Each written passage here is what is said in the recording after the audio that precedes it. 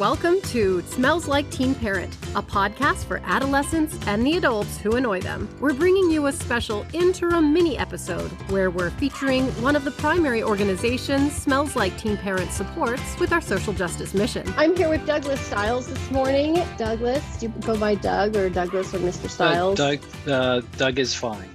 Okay. I go by all kinds of things, but Doug works for me. But many of them we can't say on this podcast.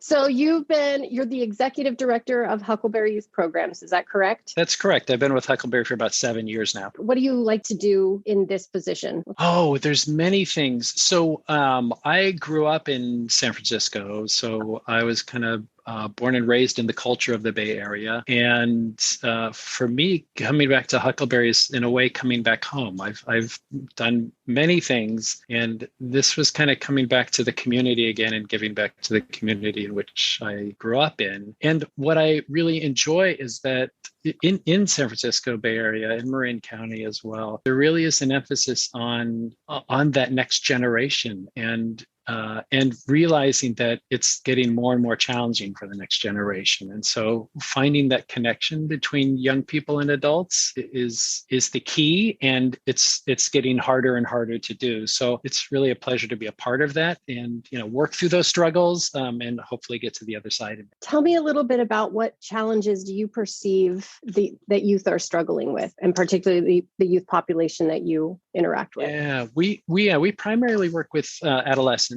in several different areas.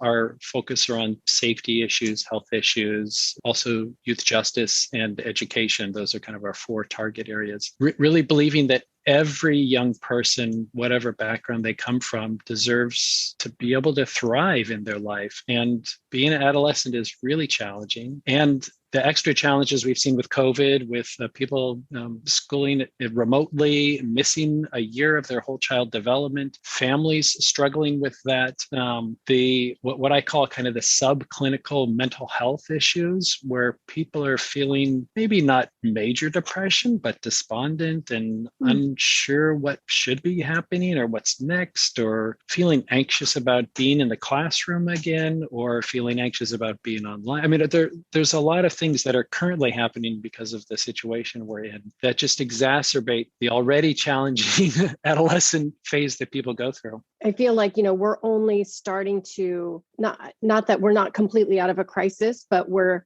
able to start reflecting on what we've just gone through. And for youth, I'm asking the youth that I work with, so what, have you had the chance to talk about this in your classrooms? Are we just sort of like, okay, next assignment, everybody back in? Right. I think that's the challenge, is that it feels like, well, we've had a couple of these times where it feels like, oh, we're on the other side, and then we're not. And I mean, if you think about it, an adolescents, they're under 20, they're conscious for less, maybe 10 of those years. And for almost 2 of those years now, we're talking almost 20% of their life, it's been completely different than anybody ever imagined. And nobody knew what to do. No adult knew how to get through this. And so we're all struggling together to figure it out. But 10 to 20% of your life being completely disrupted is a huge part.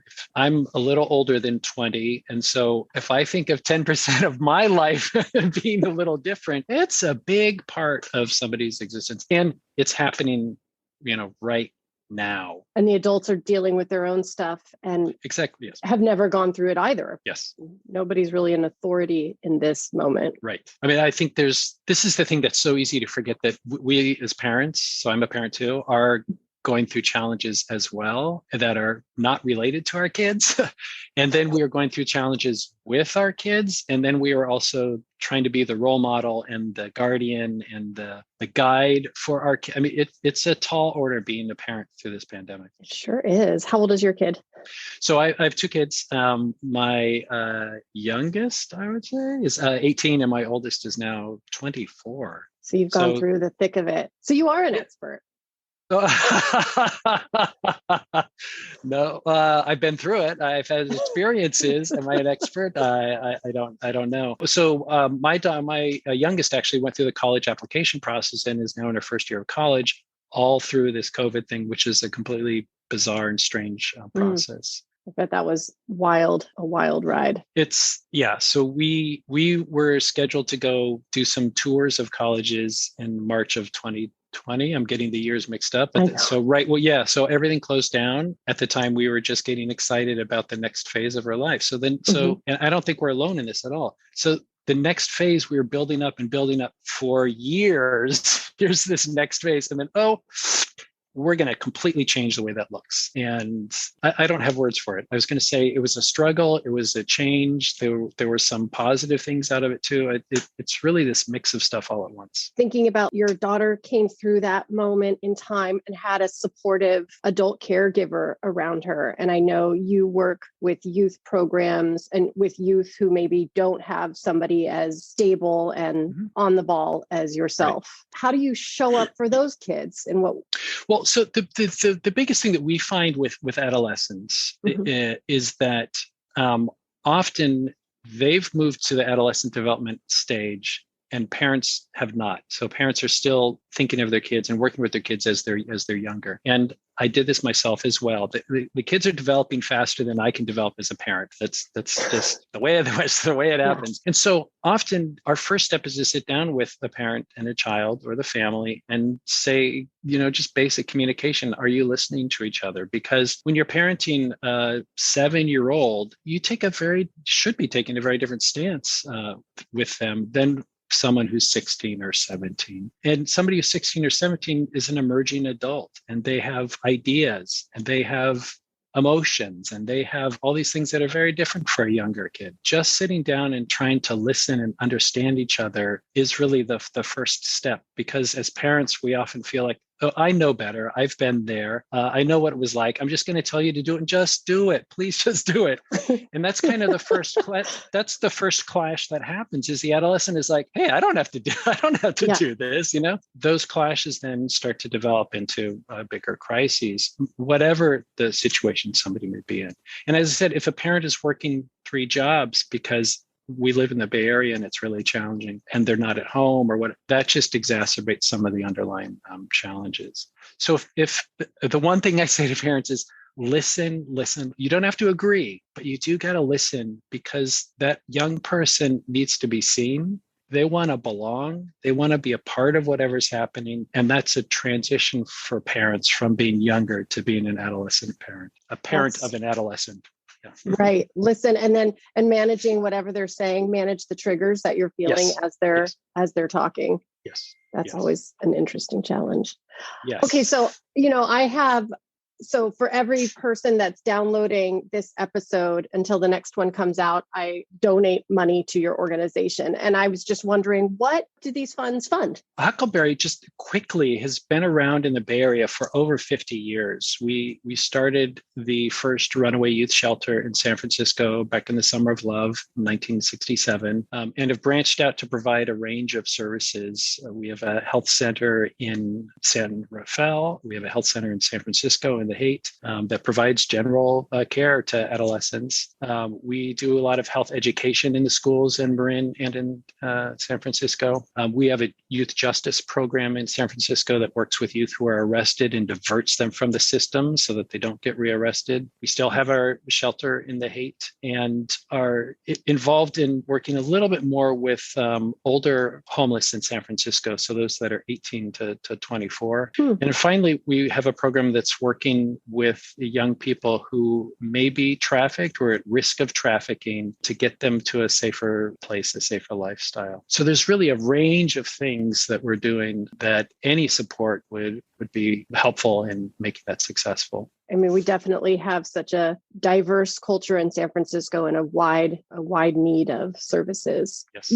You mentioned the trafficking a little bit. Can you just explain a little bit what that looks like and how that pertains to youth and emerging adults? So unfortunately, what happens in some people's development is that they get sidetracked. Really, unfortunately, what we see is a number of foster youth who are kind of dropped out of the system or let go. And again, I'm talking age 16 and some who are former foster youth older, but a large portion that come through that program. And what we're looking for are to see, are there identifiers that put someone at risk for being trafficked or sexually exploited? And there's all kinds of dramatic stories about the person who's, in a hotel with a pimp who's doing all kinds of, controlling and terrible things with them. We work with some of those, but what we really see are people who are in unhealthy relationships where the person that they're with is abusive or controlling. That is a big risk for somebody ending up in that lifestyle further down the road. And so we get in and we try to build a healthy adult young person relationship, knowing that if we can do that, that then can be established with somebody else and with somebody else as they grow up a little bit. That's great. And so do you have are the people in your organization, the adults volunteers? Are they other youth? That's a great question. So we have a professional staff that provides all of our services. So we have licensed clinicians, we have unlicensed clinicians who are in their training, we have case managers, health educators. So it's a wide range of people. We don't have volunteers working directly with youth because we really believe you need to be trained to do that. And the training and getting some people up to speed with that is a tall order for a small organization like us.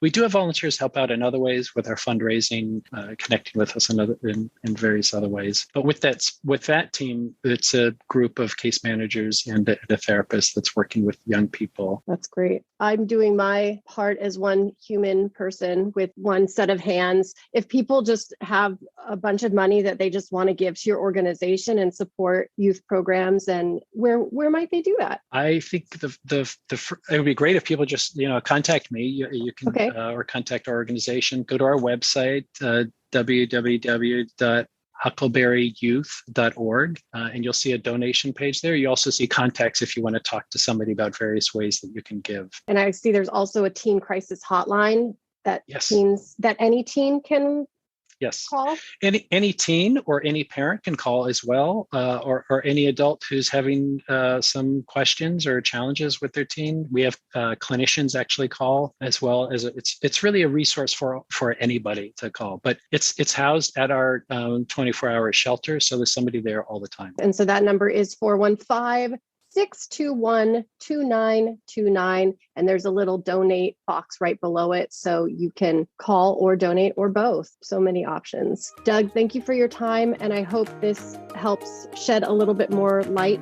on Huckleberry Youth programs, hoping that the youth in your organization and the adults are happy and healthy. Thank you for your time and being able to spread the word a little bit bigger. It's great to talk to you too. You bet.